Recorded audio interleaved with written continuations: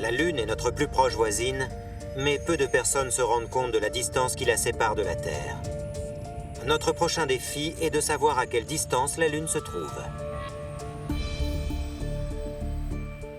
Pour le découvrir, nous devons retourner dans l'immense désert du Nevada. Qu'allons-nous trouver dans cette boîte? Bon, c'est une petite Terre et une petite Lune. Des modèles réduits de la Terre et de la Lune.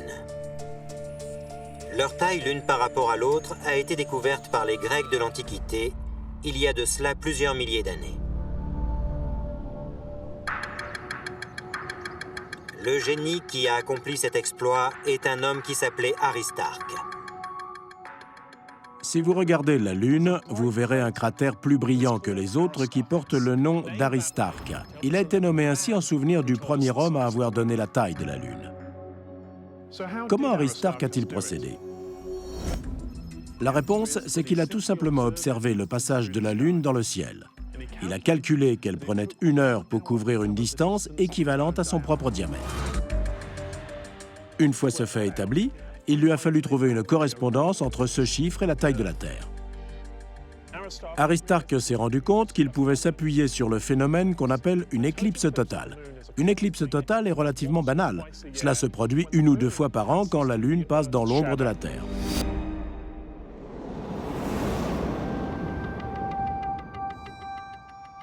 Il a découvert que la Lune mettait environ 2h07 pour passer dans l'ombre de la Terre.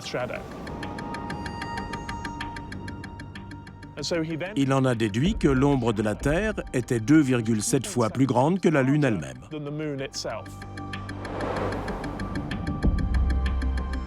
D'après les calculs d'Aristarque, le diamètre de la Lune aurait été d'environ 4800 km. On sait à présent que le chiffre exact est un peu au-dessous de 3400 km. L'important, c'est que ce calcul a prouvé qu'on pouvait effectuer des mesures au-delà de l'atmosphère de la Terre et donc dans l'espace. Aristarque a montré que les savants pouvaient aussi explorer l'espace. Une fois qu'on connaît la taille de la Terre et celle de la Lune, il devient possible de passer à l'étape suivante. Calculer à quelle distance elles se trouvent l'une de l'autre. Mais d'abord, essayons de deviner. Je crois qu'elle est plus proche. À peu près là. C'est ce que j'allais faire aussi. J'avais envie de les rapprocher. Plus près, oui. Moi, je crois qu'elles sont un peu plus éloignées. Aussi éloignées que ça? C'est beaucoup. Je suis prête à parier. D'accord. Comment savoir avec certitude? Ce soir, c'est la pleine lune. Exactement ce dont notre équipe avait besoin pour pouvoir suivre le même raisonnement que le savant Aristarque.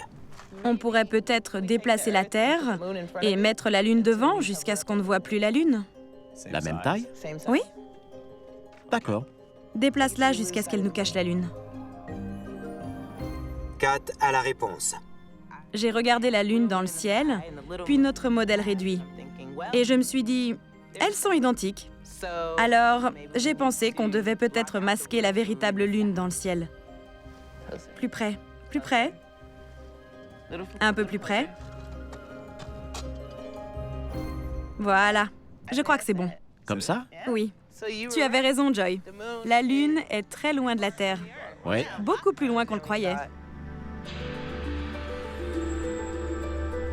Quand la Lune en modèle réduit est à la bonne distance de la Terre en modèle réduit, elle masque parfaitement la véritable Lune. C'est ainsi qu'on trouve la distance. Dans le désert, les modèles réduits de la Lune et de la Terre sont à 1,80 m de distance. Dans le ciel, la véritable Lune est à presque 400 000 km. Ça a marché. Je ne suis pas une scientifique. Alors, je suis très étonnée d'avoir pu faire un calcul comme celui-là en me basant sur une simple intuition. C'est incroyable.